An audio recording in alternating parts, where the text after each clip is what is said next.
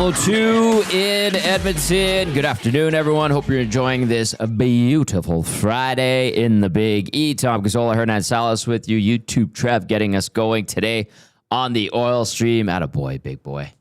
Attaboy. He's out. He's going to have a great weekend. Yeah. Let's go, YouTube Trev. How are you, Hernan? Good. You? Not bad. I'm very happy. I'm very happy. Of course. The oil stream presented by Boston Pizza. Check out the summer feature menu. I love the cherry cola beef sliders. Cajun chicken Caesar wrap is great too. They do have the sweet heat chicken sandwich, new fish tacos. Get the pizza flights. That was I think a holdover from the playoffs.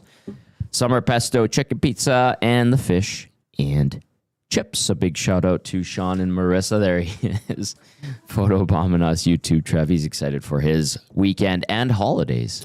He's gone for a while. He'll be on the Labor Day bus with you guys. Yes. I will come and I'm going to try to come say hi to everybody. Looking forward to that. Maybe we'll talk about that a little bit. What do you want to say? When YouTube Trev returns, McDavid will be signed. That's what you were saying crazy to him. it is. Yeah. It's very possible. It's very possible. It's happening next week. You think so? Yeah. Okay. My sources have been indicated. I like this. I have no sources, but I like this. Of course, you could text us 780-218-9999. Get into the nasty chat as well. We do want to hear from you. And we'll have a fun show today. If you have any questions, fire those our way. We put Matias Ekholm, Hernan, on the thumbnail today. I said to Trev, put Ekholm on there. Because I brought it up talking to Dusty when we were at the on-location oil stream in St. Albert. Shout out to Sean and Marissa again over there. That was a fantastic show. And to the Nasties who came out, I said, I personally was concerned that maybe Mattias Ekholm won't be ready to go. I've since checked in and was informed that they expect him to be good to go for the start of training camp and the season. that's good. That's good, yeah. And I know yesterday two guys were talking about Mattias Ekholm, and there's all these rumblings that they want to extend him. And Cass, I think we all came to the general consensus. What's the rush? I don't know. I think you got to see what he's going to bring you this year. Now, in fairness, last year he was good for the first half. Four Nations, something went wonky. He got hurt. Wasn't the same. I think he did everything in his power to help Sweden win, and then didn't work out that way. No, and hurt his body. He missed most of the playoffs, came back in the finals. And it's tough. I mean, we got to realize that, yes, these guys are elite athletes, but he sat out quite a bit. Yeah, and to get thrown into a Stanley Cup final against a team that's the best in the league, 4 checks like nobody's business, he struggled. And I think that's fair. And I think it's like, okay, Matias. So I want to see what he brings this year. It's going to be him and Bouchard. Probably. He's still counted on this team as a big part of it. As he should be. Yeah, and it's just, I just don't want to see a deal where the Oilers are going to be kicking themselves in a year or two. No, he's older. You can't give a guy like that an extended contract. Well, some people are saying 2 years, and even for me, that's too much. For me, there's no rush to sign him. Yeah, I wouldn't feel any pressure to get him signed. And I'd be like, Matias, you've been awesome. Let's just play out the year. And You're old. You're a Viking. We love you. And that's the thing. It's so hard to be saying these things because he's been nothing but great for the Edmonton. He's fantastic. He's great in the community. He sounds like he's a great guy with the media. He's never in a bad mood. He never chirps anybody. Yeah. And he's an absolute beast on the ice. But we got to recognize his age, what happened last year, and we got to see what he can bring this year. If he can play those minutes that the Oilers need him to play. Mm-hmm. Nick in the North via the nasty chat says, "Let our Swedish prince rest." I mean, that's not the worst thing. Yeah. I mean, you're getting older. He's got a young family. He's a busy guy. He's played a lot of hockey in the last couple of years. So, yeah. But that was a good thing that, I kind of was like, hey, I should probably find out what's going on there, because my concern was, could he be slow getting back up and running this coming season? And the answer is, the expectation is he should be good to go. So that's good. Now, on the contrary, we got an update on Zach Hyman yesterday. And he was asked if he would be good to go for the start of the season. And he replied, and I quote, "I don't know about being ready for the start." And then he added that he has one more meeting with the surgeon. And seems like and Hyman's a pretty upfront guy. He needs to find out the next step from the surgeon, if it's been healing well or if it needs more time. So legitimately just waiting on that meeting with the surgeon. Again, complicated injury, complicated wrist injury. Yeah. And you don't want to rush it either. And I think we've known that he wouldn't be ready. And I think it's a huge loss for the Oilers, but it's opportunity for a lot of guys to jump into that top 6 role. No one's good. None of the guys here are going to replace Hyman, what he brings. They're not. There's no other Hyman. How many Hymans out there? And a lot of them are NHL? unknown. Right. We don't know what they're going to bring. So it's a huge loss for the Oilers. And that's why I think it's so important for this team to get off to a good start. I mean, we've seen them the last 2 years start really slow, get their butts kicked in game 1. Right? It was, what was did it? they ever? 8-1 against Vancouver, 9-1, and then 6-0 last year. This year, the opponent is not as strong as the ones they faced in those other 2 opening games. Right. But they got to be ready to go here. And I think Stuart Skinner, contract year, he's feeling the pressure, especially in this city. He knows. Stuart Skinner's not a dumb guy. Nope. He knows That's a good he's point. public enemy number 1 here. Everybody wants him out. He does. Yeah. And it sucks. It shouldn't be that way. It shouldn't. You don't think Connor and Leon are like, hey, we got to start better. Like, we're always chasing it. Yep. And then That's true. we're playing playoff hockey in February, March because we're trying to get back into this. So I think for them, there is a lot of pressure. And I'm intrigued to see how they come out. New coaching staff for the most New part. coaches, that's right. Right. A refresh of the regime. A refresh. I'll reiterate to Paul Coffey, not behind the bench. He is very high up in the organization. He's like number 2, right behind Daryl Cates. He's Jeff Jackson's boss. And I told people, I've been telling people this for a long time. They're like, that's wild. what? It's like, yeah. That is wild to me. Yeah. I do feel next week we're going to get a lot of news Oilers-wise. Probably. Re-ups. I'll be honest, Tom, I don't see a lot of PTOs.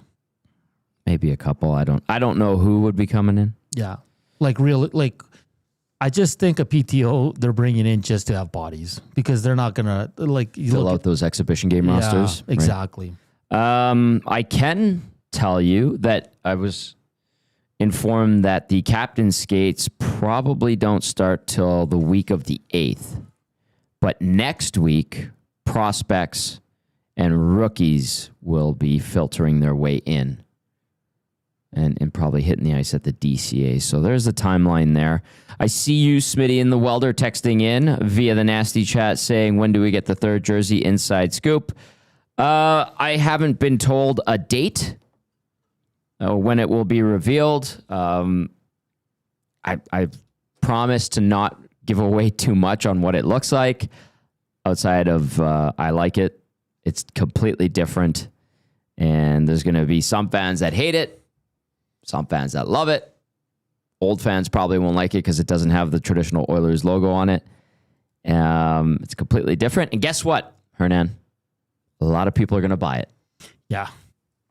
Oh yeah. I mean, you're never gonna dollar bills, yo. You're never gonna make everybody happy with jerseys, right? As we know. So yeah, I'm intrigued. I'm not a big jersey guy, but when it's the teams here in Edmonton, I'll pay more attention to it. Break it down. Break it down. I like it. It's different. What do you think of the Cardinals rivalry? Awful. And they're my team. They're the worst absolute. ones. It's dust, as the kids would say. Those rivalry uniforms, for the most part, are underwhelming. That the NFL revealed yesterday. The kids would call that uniform dust, and it has like a desert sand motif on it. It's crazy. Where it looks like it's been speckled in a dust storm. You could say it looks like it was speckled with something else. Yeah. Not good. Happy on the nasty chat. I'm glad the goes by the name Happy, guy or gal, because you're happy, and that's great.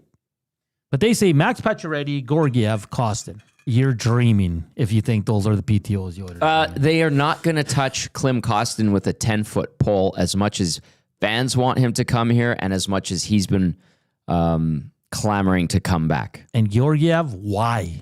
Georgiev is not a good goalie. He's not better than Skinner or Pickard. The players on the Avs disliked him. Yeah. And he's not very good. And they can't afford Pacioretty. What is Pacioretty now? Like, you don't need happy older and slower.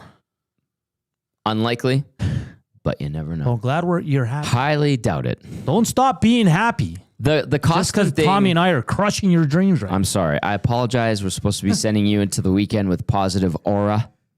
We'll get to an aura text right away here from Jasmine. The Kostin dream has to die. Yes, like they don't want him. There's lots of issues with him on and off the ice. He was good. Okay, when he was in here. moments. Yes, yeah, I liked him. I liked talking to him. I thought he had some great moments. Yeah, in the playoffs. But like Klim Kostin's not the answer. No, Podkolzin. I think Kostin has better finish than Podkolzin, but all around Podkolzin's a better player. Yeah, skates better. Yeah, probably a little bit more aware of his defensive responsibilities, I would say. Smitty the Welder. It's going to be Carter Hart as a PDO. No. Again, the last thing I was told about that is his name was not being discussed around that office. I think people have to understand that Oilers management, I think they're confident in Stuart Skinner and Calvin Pickard. Do they? Well, do they think they need, especially Skinner needs to improve? Sure. They might. But again, we got to, look how far they've gone with these two guys. And yes, I know it's not all goaltending. Of course it's not. But they've been a part of it. Yep. They've been a part of where they've gone, and they've been a part of why they've lost. Both can be true. Yep. Those are both fair statements. So there's that. Let's get to Jasmine. Jasmine texting in. It looked like Mattias Ekholm's wife was in a kayak and enjoying the beautiful day. She was on the water in Edmonton yesterday, sending good aura to the city. That's good. Do you follow the wives and girlfriends? No, I think that's weird. No, I can't. I don't even follow players. I know. I follow Bree, Nugent Hopkins. Yeah. We go back a long way. To each their own. I just don't. But that's about it. And then Sam Gagner's wife, Rachel, and then Lauren Eberle. But outside of that, I don't care. I don't even follow the players. I think I follow a couple. Leon. I don't even follow Connor, them on X. Darnell. I just think it's one. They never tweet anything interesting. Nothing good. And on Instagram, it's just, I don't know. It's just not my thing, I guess. Smitty the Welder, what are you talking about? Oh, yeah, Smitty. I'm telling you what I was told from people within the organization, so you can take it with a grain of salt, pal. But he says by insiders. I haven't seen one insider with that. Yeah, I don't know where that's coming from. So, yeah. I mean, maybe Smitty the Welder has a friend who did a plumbing job for someone who works in business ops for the team who they overheard was saying something, or they read a sheet of paper. I love those rumors. People they go, "Hey, I heard this," and I go, "Okay, just tell me, where'd you hear that from?" And they go, "Well, my buddy's wife goes to yoga with someone's neighbor who lives in the same neighborhood as this player, and they have been overheard saying this." And it's like, "Okay, that sounds like hot garbage, but thank you, appreciate it. I'll leave that one." Because there's a difference between an insider saying what he's hearing, compared to what he thinks, what his opinion or thinks is going to happen. Elliot Friedman, I'm not saying he's the one, but for example, Elliot Friedman can go out there and say, "I think Hart would be a good fit in Edmonton." Sure. That doesn't mean he's hearing. So do I. Yeah. I think he would be a good fit too. Yeah. Now, there's a difference, right? There's a lot of baggage there right now. Yeah. I like the guy. I've had nothing but great interactions with him since before he was drafted.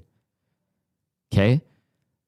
If I'll just give you that's like when I said I'm concerned Ekholm might not be ready. I said it on Wednesday. Mm-hmm. I asked around and was told, "Hey, he's expected to be ready. It's all good." There's a difference. So that's why we see these texts, they come into us or people around town, they ask us, go, "Where'd you hear that?"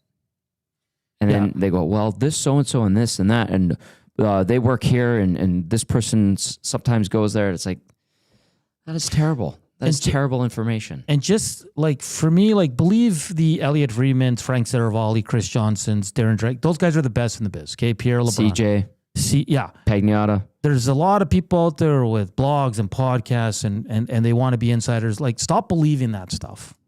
Smitty, you're not going to get an apology. Stop believing that stuff. I'll be waiting for an apology when he signs a PTO.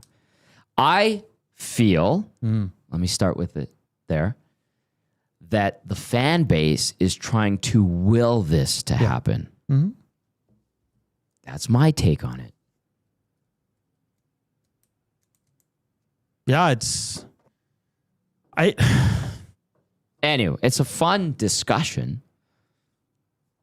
but I love seeing it. It's like, okay, don't believe me. The best one, I go to our interactions on like TikTok and Instagram, and they're like, you have no idea what you're talking about. And in the clip, it's like, here's what I've been told by someone who works within the organization, multiple people that work within the organization. Smitty, the they're saying Elliot Friedman is one of them. I haven't seen Elliot Friedman confirm a report. Show your work, Smitty. Yeah.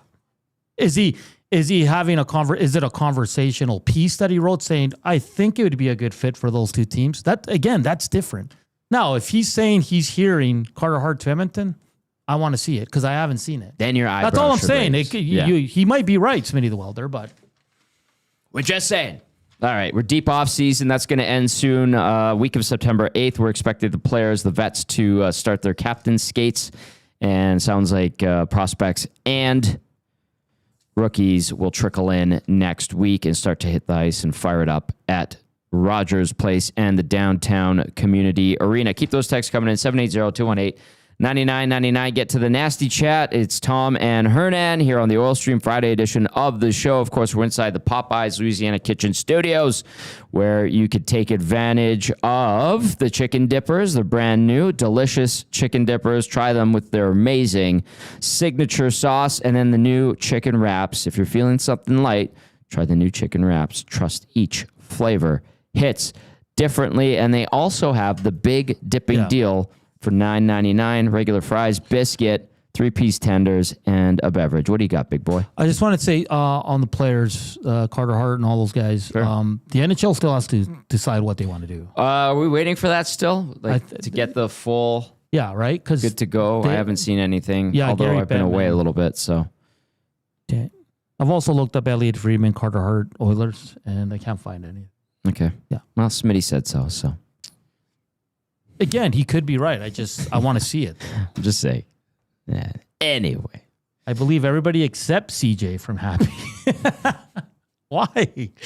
Why? I know CJ did a hit yesterday with Rishog on David Conrad, and he pissed a lot of Oilers fans off. What did CJ say? I was going to watch it, but then you said something on the show yesterday. I'm like, I just saw a bunch of quote tweets and they're like, man, CJ, this is an all-time bad take. So, and I was busy, so I couldn't really look into it. So if someone knows what CJ said with give us the Cole's notes. Let us know. Hilarious. Yeah. I love it. 780-218-9999. Get to the nasty chat as well. Anything else? Because we're talking about Mangiapane a little bit, like storylines heading into training camp. Was it you that mentioned to me that people are expecting him to pop off for a monster season? Yeah, well, there's always that right here in Edmonton with new guys, like because he's going to play with Draisaitl or McDavid. But optimistic hope is good. And listen, I like Andre Mangiapane. I remember Belzy bringing this up during the season, saying that's a player he'd go off. He'd go after. Rat. I love Mangiapane for this team. But like I was telling you, he scored 55 points that one year. He scored 30 with Calgary. Yeah, he had a monster year. And then after that, his highest total is 43 points. So I was asking you, like, is that where we're going to see Mangiapane this year, between 40 and 50 points? That would be good. I think that would be a great season. That's a really good season. That's a solid season from him. Because this guy, I don't think he's a 30-goal scorer. He did it once, sure. Could he get 20? He better get 20 if he's playing in the top 6. But I think, again, what Mangiapane is going to bring is that feistiness. Yeah. He's a good two-way guy. I don't know if he's going to kill penalties or if he has. I thought they said maybe he will. He might be an option in front of the net on the power play if they rotate 3 guys. Mm-hmm. I still think he's probably the 3rd, 4th option. I like the players' jam. I'm intrigued to see if he fits with Draisaitl. I keep wanting to call you Joaquin. I'm so used to it. That's okay. Because That'd be an honor. I look at, Arvidsson didn't really produce. Skinner, obviously, in limited opportunities. I'm not saying he's going to be that player. I'm just seeing, we are all penciling him right now with Draisaitl. What if it doesn't work? Well, then you know who ends up there? The guy that got 24 points. Podkolzin. In the majority of the season playing left wing with Draisaitl. That Podfather. everybody seems to love. I like him. I think he's a very good third, fourth line player. I think he has a lot of value on this team as a third, fourth line player. But people being like, hey, he could get you 40 next year. I'm like, you're out of your mind. I still think for game 1 this year, Podkolzin will be on Draisaitl's left wing. That wouldn't surprise me. Draisaitl likes playing with him. Knobloch likes him there. Sure. And I just, unless one of these young kids knocks the doors off, right? They got to go take it. They got to go take it, right? I think for now it's Podkolzin's spot. That's fine. Whatever. If Ike can come in and take it, Tomasek, Tony's guy, can come in and take it. Yep. I'm being for real, though. I'm just looking at the projections that Daily Faceoff has. What was the last time they updated this? July 26th. Okay. Here's what they have. And I'm kind of like, really? Okay. Okay, sure. McDavid between Ike Howard and Zach Hyman. Again, will Hyman be ready? He literally said, I don't know yesterday. Isaac Howard on the left side. Interesting. I think he's going to have a good camp. Then you got Draisaitl between Podkolzin and Savoy. This is projection again from Daily Faceoff. Nugent Hopkins, third line center with Trent Frederick and Andrew Mangiapane. Oh. That's what they have on Daily Faceoff. And then Henrique between Janmark and Kapanen. Honestly, Hernan, I don't mind the idea of moving Henrique back to the wing. I don't either. I think he's more effective there. I just think, because obviously that's not going to be the lineup because Hyman's not ready. So I think they're going to put Nuge there. On the wing. Because just the veteran presence. If Knobloch goes nuclear in game 1, I'm going to lose my... I don't care if he goes nuclear, personally. No, but because then what are you going to do with the other lines, man? Because then it's a scramble as usual. Because then there's not a lot of offense. He cannot start that way. I have a question for you. Okay. Instead of Henrique playing center in the bottom 6, why not on the wing in the top 9, and then you have Noah Philp playing? You get that right shot guy, penalty killer. Can be an option. What about Lazar? Where's Lazar on this? I think Lazar's ahead of Noah Philp. I think that's a fair statement. And I've also said, I'll probably get torched for this. Why? I think Ike Howard's going to make the team, obviously. Yeah, obviously. Okay. But I do think for game 1, there's a potential, a small chance, that he might not be in the lineup. But now with Hyman, that changes everything. Depending on the situation. Yeah, because if Hyman was in the lineup, I just knowing Knobloch likes his veterans, I think he would have picked Lazar over Howard or Savoy just to start, depending on how their camps went. But he might be told to do otherwise. Yeah, that too, I could see that happening. Because now, so with Hyman out, then it's either Lazar or Tomasek that are going to draw into the lineup because you're already full. Right. Right? So... Because Puckpedia has Nugent Hopkins, McDavid, Hyman, Mangiapane, Draisaitl, Podkolzin, Henrique between Savoy and Frederick, Janmark with Ike Howard and Kasperi Kapanen. You can't put him on the fourth line. No. You can't put the kid on the fourth line when you expect Ike Howard's either in your top 6 or he's in the minors. I would even say top 9, and you're like, okay. Okay, maybe ease top 9. him in. Yeah. Let's see how he handles things. Slowly build it up. I'm okay with that. Have some patience. I think Savoy makes the team whether he has a bad camp or not. I think he earned that kind of position within the organization where he should be in a situation where he makes the step to the big team. I think Savoy is just going to be on the team because they're lacking that kind of player. Offensive, creator. Cerebral. Yeah. So I think he's going to make it. I'm intrigued with Ike Howard. I think Ike Howard should play a lot of preseason games. I think he should play with a lot of guys that are non-NHLers and then play with the NHLers just to see where he's at. Do you think or feel that Savoy gets disregarded because of Howard and that trade No. with the fan base? I still think Savoy is going to be the better player this year. I think he's more polished. He's got better experience. Played pro, did well in the AHL. All-star. Like I always ask Gage, like Gage always sits here and he goes, like the AHL is a hard league. Mm-hmm. They're pros. Mm-hmm. It's you can't just go there and dominate. Like to dominate the AHL, you're a pretty special player. Right. Right. And obviously it goes up a lot when you can dominate in the NHL, obviously. So what Savoy did, I don't think we should just, it was the AHL, right? And look at that team. Remember last year we were doing a few of these shows and they were running out of players. Mm-hmm. So he did it with not a lot of help because of all the injury situation. And when he had his cup of coffee up here, Tom, we did the games. He didn't look out of place. I think he looked okay. The reason he got sent down again is because they had all the veterans here, right? Yes. And they weren't going to sit a veteran for Savoy, and they're like, let him keep polishing down there. And I think this year he's going to take a big step. I think he's going to be a good player for this team. I also agree. I'm optimistic about Matt Savoy. Looking forward to seeing what he can do. He continues to track well and progress as an potential NHL player. Talking to Ryan Holt, play-by-play voice communications czar for the Bakersfield Condors, he said by the last little while, 5 weeks of the season, Colin Chalk had to lean on like Seth Griffith, Matt Savoy, Drake Gazzola, and James Hamlin a ton. Cam Dineen, obviously. There were so many injuries, so many guys getting called up. They had so many guys as well who had fallen off and were just doing nothing. Matvey Petrov being one of them. That Jacob Perreault wasn't really giving them much. It was tough. Like they had to lean on a bunch of guys, and he said they're playing guys like 30 minutes a night. It was like 5 or 6 guys that were playing 30 minutes a night, and then the other guys were just passengers. Yeah.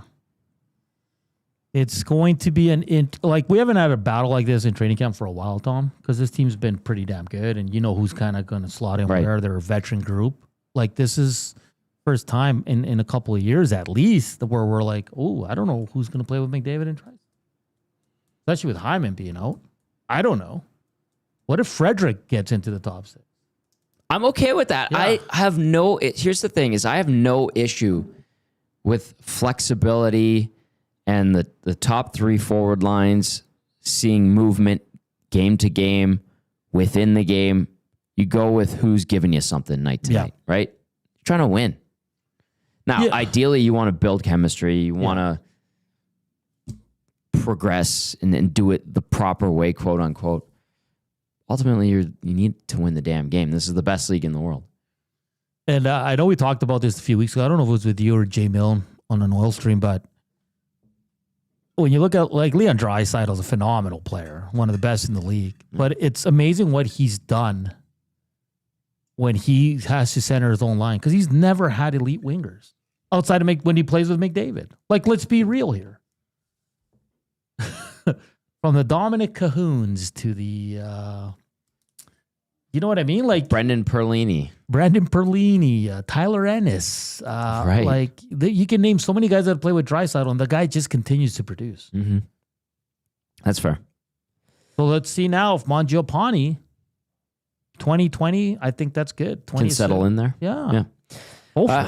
Okay, 780-218-9999. It is the Oil Stream. Salas and Gazzola with you. You can also get to the Nasty Chat. Hit that thumbs up. We appreciate it on this beautiful Friday. The off season is melting away. No. Oh, no. I'm not going to lie to you.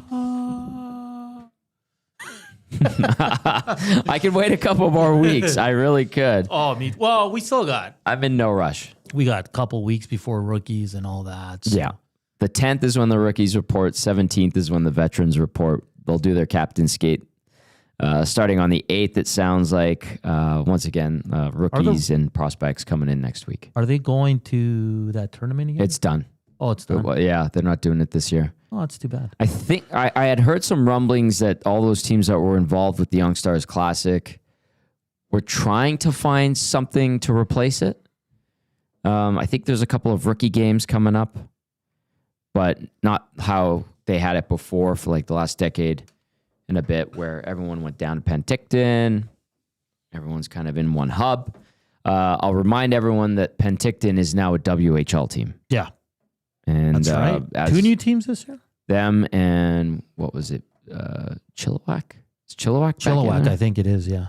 And so anyway, you'll know the Oil Kings started camp yesterday. Oh, wow. They've got preseason games next week. It's crazy. I saw the Hitmen were on the ice today down in Calgary. The Penticton Vs have obviously started as well.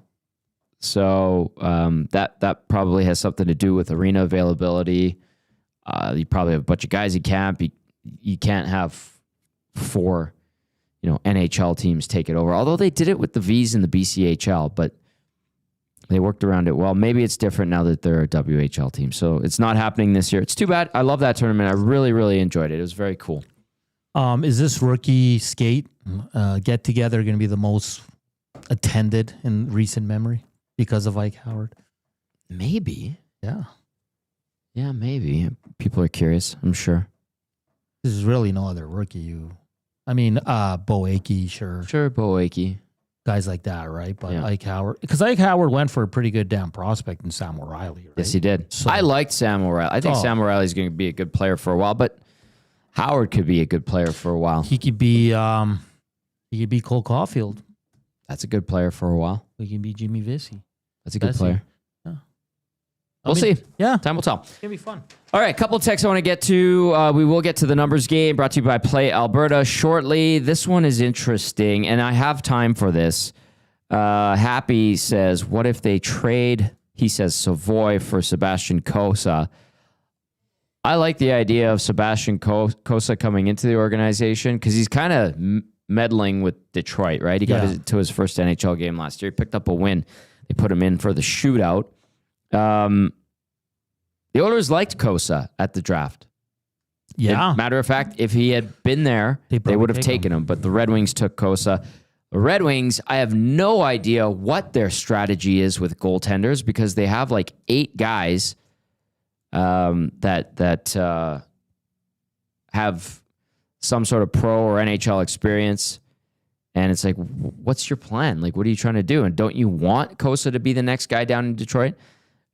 That's a guy that would, I think, you couldn't just thrust in, but he does have pro experience. I have time for it, but I wouldn't expect him to be the replacement and starter if you got him. And I know you got to give up something to get a prospect. Like Savoy, I'd see if they'd want someone else. Bit much, don't you think? So they got Don't you want him playing on your team? Yeah, exactly. Savoy, but I'm open to Cossa as well. But John Gibson, Cam Talbot, they're starters. Yeah. Cossa, just looking, Mikhail Postava and Carter Jalander are the other 2 goalies in the minors. Do they still have Ville Husso? No, he's not. No, he's on gone, here. right? Oh, didn't they flip him to Anaheim? I think so. So it's their last year of buyout money they're going to get rid of Justin Abdelkader. Wow. Imagine that. Right? Where is Ville Husso? Anaheim? I think they flipped him to Anaheim at some point. Expect to hear Jack Campbell retire. I think he's done. Oh, is he? I think he probably wants to make that buyout money, but I don't think we're going to see him playing. I was told that a week ago. So That's really nice guy. It's too bad it didn't go well for him here. That's one of the Holland blunders. Yep. It just felt at the time because I was kind of like, I don't know about this, but I'm going to give it the benefit of the doubt. But it just seemed that Kenny Holland had his eyes set on Jack Hamill from day one and didn't even bother looking. I think he was getting bad intel from someone close to him. Okay. As I understand it. There's a personal relationship there, and it was a bad signing. You can't run a team like that. Like, do your due diligence. He's not the only one. No, of course not. There's many GMs like that. Yeah. But if you look at that summer, Tommy, as soon as the Oilers were done, it was Jack Campbell from day one. Like, you never heard another name for the Oilers because we all knew it was going to be Jack Campbell. Who were the other? I think Kemper didn't want to come here. Was Grubauer, was that the year of Grubauer? Could have been Grubauer. Grubauer went to Seattle. Remember, and he's been really bad there. Yes, he has been really bad there. Yeah. So. Bad. Hey, listen, just on the Skinner, Pickard, 3.6. They're both contracts are up at the end of this year. I do think I'm not going to say a bounce back for Pickard because I thought he was really good last year. He was excellent. That was like one of the best backup seasons, if not the best backup season in Oilers history. But I'm sensing a Skinner redemption. I hope so. Yeah, of course. I mean, if you're an Oilers fan, why wouldn't you want that? What if he just lights it up and it clicks for him and he's in the right frame of mind and the team's playing well defensively and all of a sudden you're like, oh yeah, he is good. And he worked on his game, and the new goalie coach with a different message kind of opens his eyes to a different way of playing the position. That could happen. Will it? We'll see. We had Ole the goalie on during the playoffs, which was great, by the way. And he said Skinner, when he's on, is top 5, top 6 goalie in the league. He said that? Yeah. When he's off, he goes, he's bottom 5 goalie. He goes, that's where he needs to find. When he falls, not to fall all the way down. He needs to find that middle ground where every goalie is going to have a bad couple games. Sure. He goes, but for Skinner, it just completely falls off, right? It's like a 6-goal night and 2 softies and something like that. He goes, he needs to, because he said it. He goes, we've all gone through it. Right. But his falls are just too damn hard. It took Ole the goalie a while to take the reins in Washington, too. I think he was drafted early 90s. I think they had Don Beaupre. In Washington. And then there was also Byron Defoe for a little while. Byron Defoe. Yeah. And Jim Carey was in there. Jim Carey was the guy who won the Calder Trophy. You know what Don Beaupre and Mikko Koskinen share? I think I do. Yeah. And I want to hear it. They're the only 2 goalies in NHL history to allow 4 goals on their first 4 shots. Yes.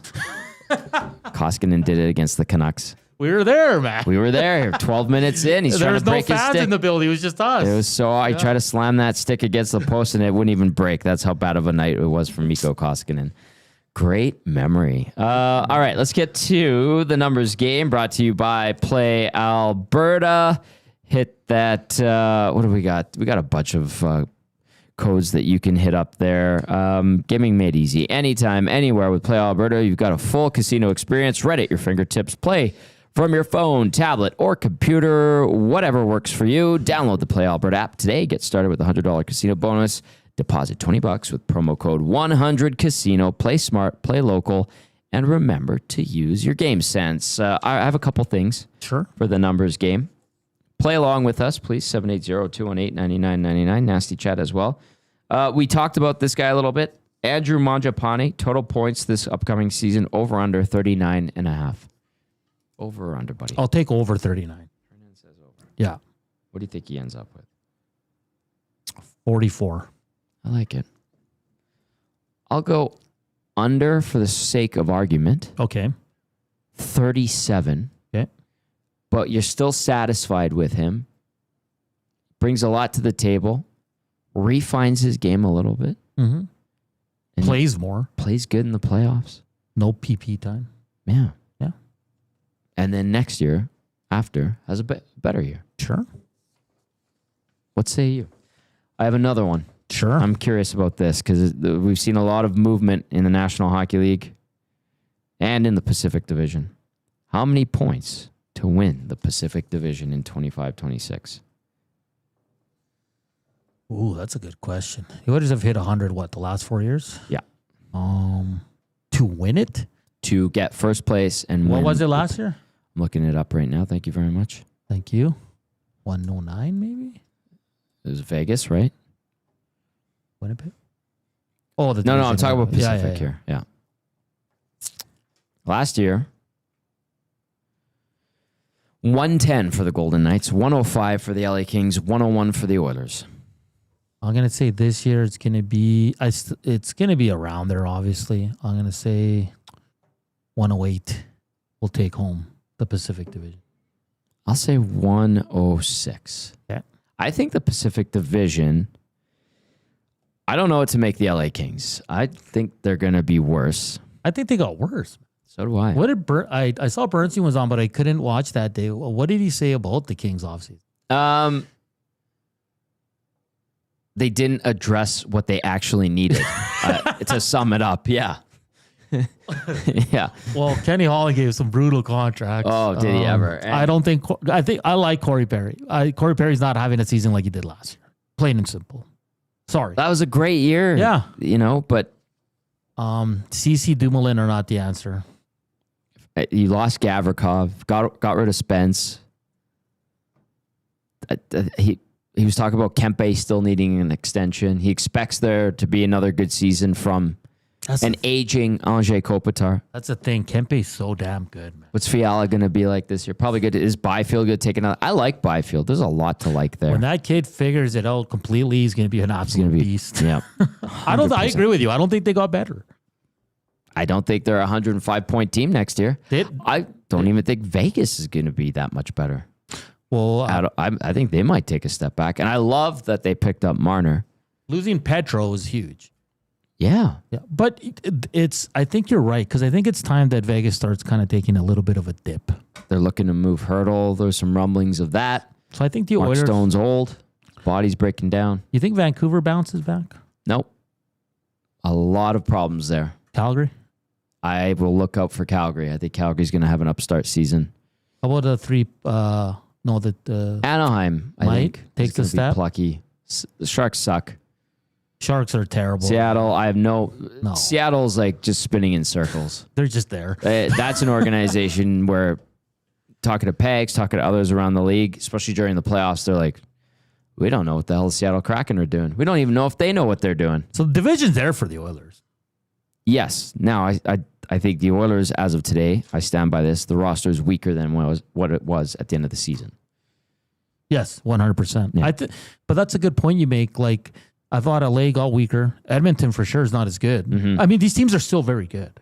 Yeah. But three of them are going to have to make the playoffs. Yeah, the Oilers are not better than what they had at the end of the playoffs. Vancouver, like every time I'm down on them, they just punch me in the, you know what? Jones? Yeah. Their defense is good. If Damko can return to form, he's top 5 goalie. Well, that's a huge if. Yeah. Pedersen, can he return to form? What is Pedersen now? $11.5 million for what? That's what I mean. Yeah. Like, is he fine? He's training harder. There's videos. That's great. Excellent. You got to play well on the ice then. Calgary scares me because last year they were close. And I think they're going to be good. I know a lot of people are like, well, Dustin Wolf covered up a lot of their deficiencies, I guess. Yes, that's fair. That's a fair statement. Now it's the question, is Dustin Wolf going to have that typical sophomore slump we see with a lot of second-year players? But I don't think Calgary is going to go away. I think they're going to be a tough out. Yeah. I think Anaheim's going to be one of those stubborn teams to play against this year. Well, they ran the Oilers last year. Yes, they did. That is true. Yeah. It is interesting. There has been some movement like always, but it feels like there's some essential pieces on the top teams in the West that aren't as strong as before. So we'll see how it goes down, but might still be Vegas. Bernstein asked this to Kenny Holland. He said Kenny didn't like this. Bernstein said that Gavrikov wanted to walk away, but has been hanging out. He's at the Rams game apparently with Doughty. There's Ullmark declined a trade to LA, and there were a couple of other guys that didn't want to go to the Kings. And Dennis asked Kenny why the Kings are not a destination, and Ken didn't like that. Really? Yeah, and he cited those examples, and that's a good point. That's interesting. Yeah. And there was one other guy he talked about that said no, he didn't want to go to the LA Kings. Well, the Allmark one, you kind of knew. I just want to quickly look at their lineup here, Tommy, if you don't mind. Not at all. I mean, their top 6 is still pretty damn. Their top 9 is good. Kuzmenko, Kopitar, Kempe, Laferriere, Byfield, Fiala, Fogle, Deneau, Moore. That's good. Really good. I'd say that's a good team, but Their fourth line's better. They got Armia and Perry. okay. Okay. So defensively, Doughty and Anderson are good. I like Brand Clark. But then you go Edmondson, Dumoulin, Ceci. Is that enough to beat the Oilers? In the playoffs? Yeah. Well, with the Oilers and what they have right now, maybe, but probably not. Yeah. I think the Oilers psychologically own the LA Kings. Oh, yeah. Own them. Is Hiller out if he doesn't get it done this year? Maybe. Like win a round? Because he blew Well, it. I think he has to make the playoffs. And that's what we asked Bernstein as well. And he said it's going to be interesting because Ken said everybody who has an existing contract stays. Hiller obviously has an existing contract. Some intrigue going into the season around the Pacific Division. Let's get to some texts in the nasty chat and the inbox. What do we got here?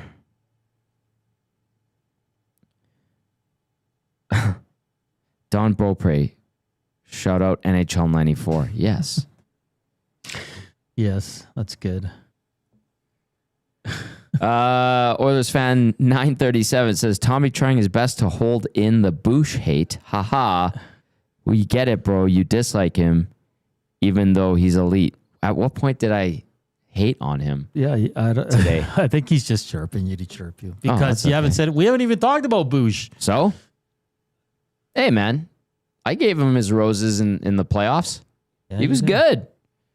Very good. After a few games in the first round, he woke up. That's the Bouchard that can do it at both ends of the rink. If you get that, phenomenal. And you think by now, what are we, 5-6 years into his career, hopefully he could do it consistently and he doesn't figure out his defensive game late in the year like he has for the past few seasons.